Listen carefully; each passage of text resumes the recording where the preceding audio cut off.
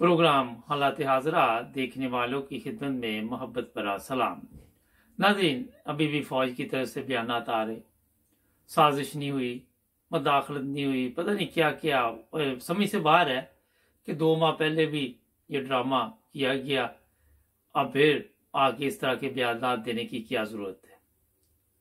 मुझे यकीन है कि इसमें हमारे चीफ ऑफ आर्मी स्टाफ जो है मुलव्वस है, और जब आपके इल्म में होगा कि कोई काम गलत किया है तो अपनी सफाई देने के लिए बगैर वजह, बगैर किसी मकसद के भी आप मीडिया पे आके इस तरह की बातें करते हैं। सिर्फ होता ही है कि अपने आप को तसल्ली देनी, अपने आप को या अपने आप पे ये चीजें आने नहीं देनी। ये है असल होता जो मैं आपको बता दिया। खैर, इसके साथ साथ मैं आपको ये बता देता हूं कि जिस तरह पंजाब में हालात बने हुए हैं, आइन कानून बातें तो चल रही हैं, मगर जो ड्रामे चल रहे हैं उसमें ना तो कानून इजाजत देता है ना आइन इजाजत देता है। लेकिन जो चीज सबसे ज्यादा इस वक्त परेशान कर रही है, आज भी इमरान खान साहब की तकरीर थी, इस वक्त भी सोशल मीडिया पे वो सवालात के जवाब दे रहे हैं। एक चीज है कि लोग कुछ बोर होते जा रहे हैं। वो इस तरह कि वही कहानी रोजाना 2-3 दफा आप जब सुनेंगे तो वो फिर दिलचस्पी खत्म होनी शुरू हो जाती लोगों की। लोग इमरान खान साहब को पसंद तो करते हैं, मगर कोई नई चीज सामने नहीं आ रही। एक तरफ गवर्नमेंट जो है जिसने कब्जा किया हुआ मुल्क पे, वो हर चीज उन्हें खरीदी हुई है। इमरान खान साहब कहते हैं जी हम सुप्रीम कोर्ट जाएंगे, आपके सामने सदर पाकिस्तान ने खत लिखा, सुप्रीम कोर्ट को भी कोई फर्क नहीं पड़ता, वो भी कोई जवाब नहीं देते, कोई कमीशन नहीं बनना। अगर बन भी जाए तो कमीशन को भी डरा धमका के जो मर्जी रिपोर्ट जारी करवाई जा सकती है। इस वक्त अगर आप मेरे से पूछे तो इमरान खान साहब की पार्टी के पास सवाए सड़कों पर निकलने के अलावा कोई रास्ता नहीं है। वहां पे अब प्रॉब्लम ये आ रही है कि जो लास्ट टाइम ये सड़कों पे निकले तो पुलिस तशद्दुद के जो वाकयात सामने आए, उस वजह से जो परेशानी बनी हुई, जिसकी वजह से इमरान खान सोच पड़े हुए दोबारा हम सुप्रीम कोर्ट में खत लिखेंगे। सुप्रीम कोर्ट वहां आपके खाती लेने के लिए बैठा हो, वो कौन से कोई अवाम के या कानून के फैसले करने के लिए बैठा हुआ। तो जो मर्जी वहां पे दरखास्त देते, ये कुर्बानी तो आपको देनी पड़ेगी, मगर लोगों को बोर ना करें इमरान खान साहब। वक्त जो इस वक्त आपके पास है, गर्मी वगैरह है, मौसम का भी मसला है, लोगों को बाहर निकलने में भी दिक्कत होगी, ऊपर से पेट्रोल और महंगा किया जाएगा। तो इसमें जो अगली हिकमत अमली आपकी होनी चाहिए, जो आपकी टीम है, पहले तो उस टीम को भी तब्दील करें, नए यंग लड़के लेके आए, और जो दूसरे लोग हैं उन्हें कि आप ठीक है साथ रहें, लेकिन जो भी काम है वो यंग लड़कों से लें। और खवातीन मर्द जो आपकी टीम में पहले शामिल है, उन्होंने कौम को काफी मायूस किया, जिसकी वजह से आज पाकिस्तान के हालात भी ये बने। ये काफी नहीं होता बाद में कह देना जी गलतियां हमसे हुई हैं। मेरा ख्याल है इससे भी मसाइल हल नहीं होते, क्योंकि जो आपकी गलतियां हुई उसकी सजा आपको भी मिली, कौम को भी मिली। फायदा क्या हुआ?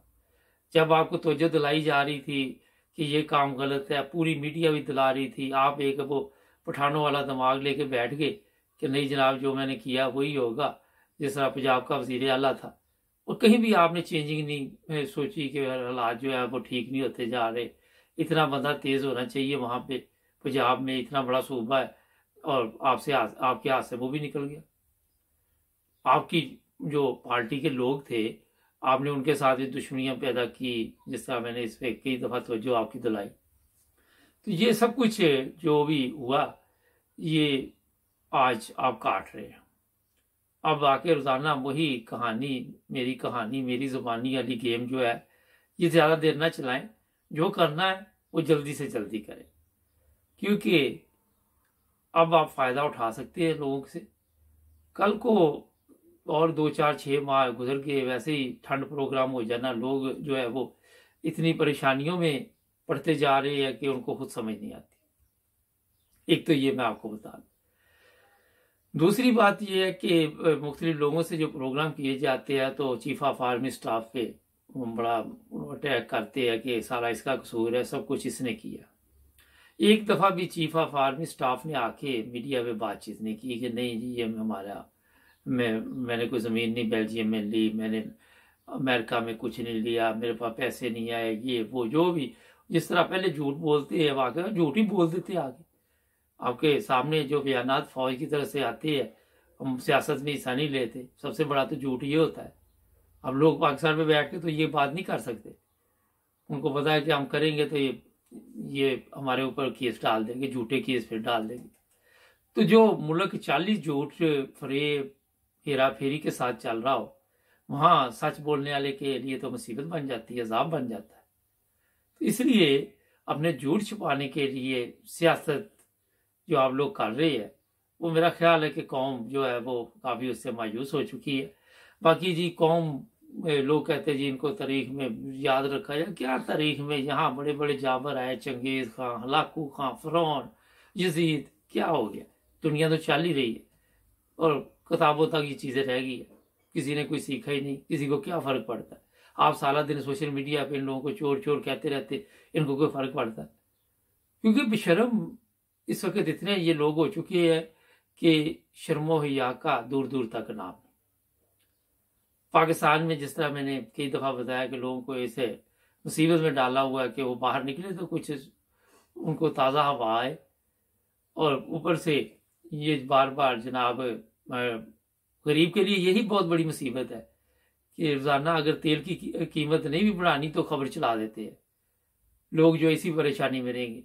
ये भी एक सियासी सिस्टम इन्होंने झूठ का एक शुरू किया हुआ है कि कभी आटे का थैला किसी जगह पे सस्ता कर दो, लोगों को उधर लगा दो, फिर महंगा कर दो, कहीं चीनी गायब कर दो, कहीं ऑयल गायब कर दो, कहीं पेट्रोल गायब कर दो। ये सब कुछ इनका जो सियासत का हिस्सा है, लोगों को बेवकूफ़ बनाना, लोगों को परेशान करना। तो ये जनाब मैं आपको सिर्फ बताना चाह रहा था क्योंकि अब इमरान खान साहब को कोई कदम उठाना चाहिए, वरना मेरा ख्याल है फिर ये अवाम इसी तरह चलती रहेगी और पाकिस्तान के हालात फिर अल्लाह मालिक है। जुड़े रहे हमारे साथ, सब्सक्राइब करें, मिलेंगे नए प्रोग्राम में। अपना ख्याल रखें, अल्लाह हाफ़िज़।